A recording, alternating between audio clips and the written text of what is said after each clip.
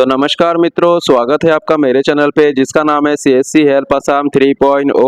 तो दोस्तों आज का वीडियो पेंशन उपभोक्ताओं के लिए एक खुशखबरी है। दोस्तों सरकार की तरफ से न्यू पेंशन स्कीम 2025 लॉन्च कर दिया गया है। दोस्तों केंद्रीय कर्मचारियों को लगा चार चांद, 30 साल काम करने वालों को मिलेगा 50% पेंशन, मतलब अपना लास्ट सैलरी का 50% पेंशन मिलेगा। दोस्तों यही चीज़ आप लोगों को मेरे कंप्यूटर स्क्रीन में दिख रहा होगा। 30 साल की निरंतर सेवा पूरी करने के बाद, मतलब 30 साल का आपका गवर्नमेंट जॉब पूरा करने के बाद दोस्तों आप जो लास्ट सैलरी विड्रॉल करेंगे उसी लास्ट सैलरी का आपका 50% दोस्तों आप लोगों को पेंशन मिलेगा। मान लीजिए आपका सैलरी है 50,000, तो आपका पेंशन 30 साल काम करने के बाद बनेगा 25,000 दोस्तों, 25,000। तो मेरे प्यारे दोस्तों आइए जान लेते हैं ओल्ड पेंशन स्कीम में क्या है बदलाव। तो दोस्तों पहले पेंशन की गणना कई तरह से फॉर्मूले पर आधारित होती थी, जिसके कई बार राशि में अंतर आ जाता था। नए नियम के तहत सरकार ने आसान और पारदर्शी बना दिया है। अब 30 साल की सेवा पूरी करने वाले कर्मचारियों को सीधा उनकी अंतिम ड्रॉ, मतलब लास्ट सैलरी विड्रॉ की बेसिक सैलरी का आधा हिस्सा पेंशन के रूप में मिलेगा दोस्तों। तो दोस्तों पहले पेंशन की गणना में ग्रेड पे, बेसिक पे और सर्विस पीरियड का जटिल फार्मूला लागू होता था दोस्तों। तो दोस्तों अभी ये पहले के जटिल फार्मूलों को पूरी तरीके से खत्म कर दिया गया है दोस्तों। अभी का जो पेंशन है उसमें ये पुराना वाला फार्मूला लागू नहीं होता है दोस्तों। अभी का जो पेंशन है उसमें आपका सीधा सिंपल हिसाब कर दिया गया है दोस्तों कि आप अगर 30 साल की सरकारी सेवा करते हैं तो आपको अपने लास्ट विड्रॉ, मतलब लास्ट सैलरी का 50% पेंशन मिलेगा दोस्तों। तो फिर आइए जान लेते हैं किन कर्मचारियों को मिलेगा लाभ।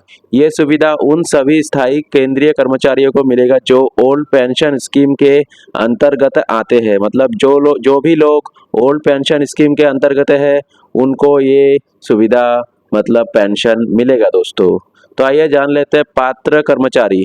केंद्रीय मंत्रालय, रेलवे, डाक विभाग, रक्षा सेवाएं और अन्य केंद्र सरकार के विभागों के कर्मचारियों को ये पेंशन मिलेगा दोस्तों। तो दोस्तों उसके बाद NSP वाले कर्मचारी इसे सीधा लाभ के पात्र नहीं, लेकिन यदि वो OPS में स्थानांतरण करवाते हैं तो उनका फायदा उठा सकते हैं दोस्तों। मतलब जो NSP वाले कर्मचारी है वो इसके सीधे लाभ के पात्र तो नहीं है, लेकिन अगर वो OPS में स्थानांतर करते हैं तो इसका फायदा उठा सकते हैं दोस्तों। आर्थिक सुविधा और मानसिक सुकून, मतलब ये पेंशन अगर आपको मिलता है दोस्तों तो पेंशन का मतलब सिर्फ पैसा या सहारा नहीं बल्कि रिटायरमेंट के बाद का मानसिक सुकून भी है, मतलब मेंटल हैप्पीनेस है दोस्तों।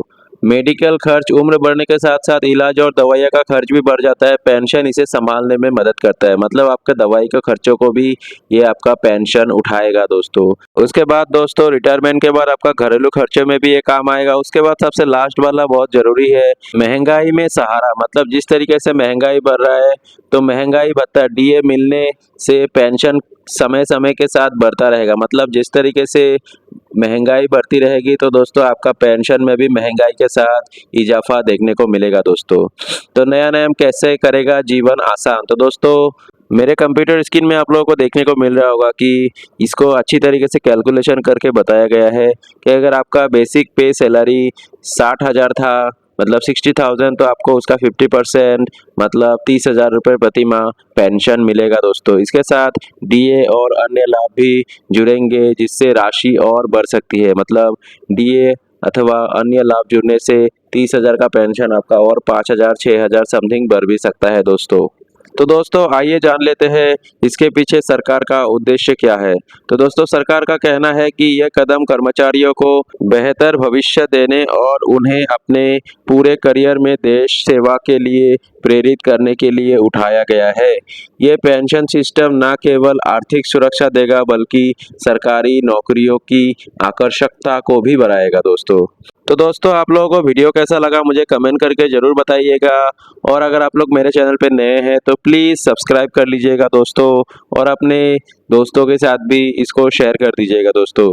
तो मिलते हैं अगले वीडियो में, तब तक के लिए गुड बाय, टेक केयर, अपना ध्यान रखिएगा दोस्तों।